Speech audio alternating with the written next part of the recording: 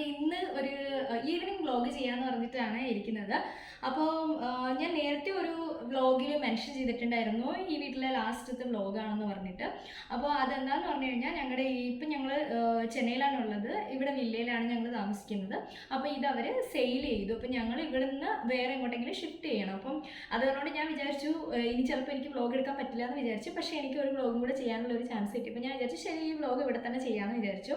അപ്പം ഇനി ഞങ്ങൾ മാറുന്നത് ഒരു ഫ്ലാറ്റിലേക്കാണ്. ഇപ്പം ഈ വില്ലയിൽ നിന്ന് അങ്ങോട്ട് മാറുകയെന്ന് പറയുമ്പോൾ ഇപ്പോൾ കുറച്ച് ബുദ്ധിമുട്ടുണ്ട്. കാരണം എന്ന് പറഞ്ഞാൽ നമ്മൾ ഇവിടെ ഒരു 2 years ആയിട്ട് ഇവിടെയാണ് ഉള്ളത്.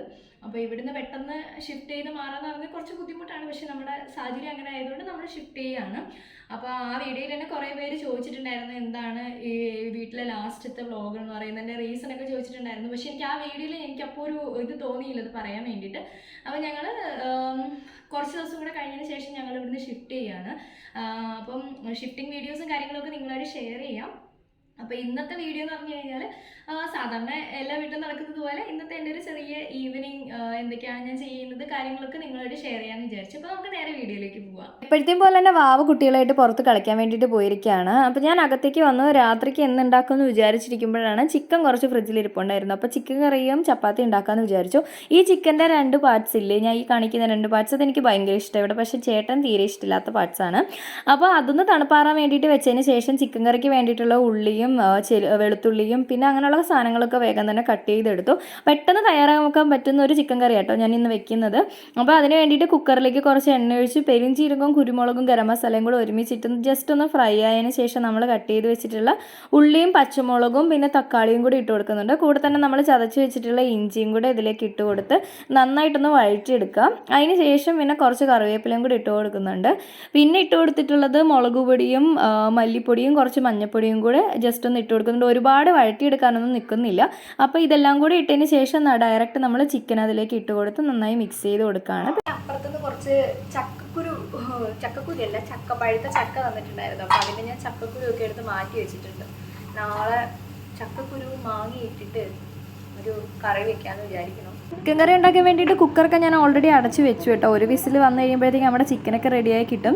അപ്പോൾ ഇതിനിടയ്ക്ക് ഞാൻ പോയിട്ട് ചപ്പാത്തി ഉണ്ടാക്കാൻ വേണ്ടിയിട്ടുള്ള മാവ് കുഴയ്ക്കാമെന്ന് വിചാരിച്ചു. അപ്പോൾ അതിലേക്ക് കുറച്ച് ഉപ്പ് മാത്രമേ ഇടുന്നുള്ളൂ. സാധാ വെള്ളത്തിലാണ് ഞാൻ കുഴച്ചെടുക്കുന്നത്. അപ്പോൾ ഞാൻ അതൊക്കെ നല്ല രീതിയിൽ കുഴച്ച് സെറ്റാക്കി വെച്ചിട്ടുണ്ട്. മുടിയൊക്കെ അഴിച്ചിട്ടിട്ട് കിച്ചണിൽ നിന്ന് ജോലി ചെയ്യാന്ന് പറയുന്നത് ഭയങ്കര പാടുള്ള കാര്യമാണ്. ഫാനുണ്ട്, പക്ഷേ ഇതേ കണ്ടില്ലേ ഇങ്ങനെ വിയർക്കുക, ഭയങ്കര ചൂടാണ്, തീരെ വഴിയില്ല. മുടി കെട്ടിവെച്ചാലേ ഭയങ്കര വിയർപ്പാണ്. അപ്പോൾ പിന്നെ മുടി അഴിച്ചിട്ടിട്ടുള്ള കാര്യം പറയണ്ടല്ലോ. കുളിയൊക്കെ കഴിഞ്ഞ് ഇങ്ങോട്ട് വന്ന പാട് കുളിക്കാത്തത്, എനിക്കൊന്നും ഈ സമയത്ത് കുളിക്കാത്തതന്നെ എനിക്ക് നല്ലത്. കുളിച്ചിട്ടും കാര്യമൊന്നുമില്ല. കുളിച്ചിട്ട് ഇങ്ങോട്ട് കയറുമ്പോഴത്തേക്ക് അങ്ങനെ വിയർക്കണേ, എന്താ ചൂട്. അപ്പോൾ ഈ ഒരു ഷീറ്റ് ഉപയോഗിച്ചിട്ടാണ് ഞാൻ ചപ്പാത്തി പരത്തുന്നത്. ഇല്ലെന്നുണ്ടെങ്കിൽ നമ്മുടെ ഫ്ലോറിലൊക്കെ അത് ഒട്ടിപ്പിടിക്കില്ല. അപ്പോൾ ഞാനത് കാരണം കൊണ്ട് ഈ ഒരു ഷീറ്റ് ഉപയോഗിക്കാറുണ്ട്. അപ്പോൾ ഈ നേരെ നമുക്ക് ചപ്പാത്തി ഉണ്ടാക്കാൻ തുടങ്ങാം.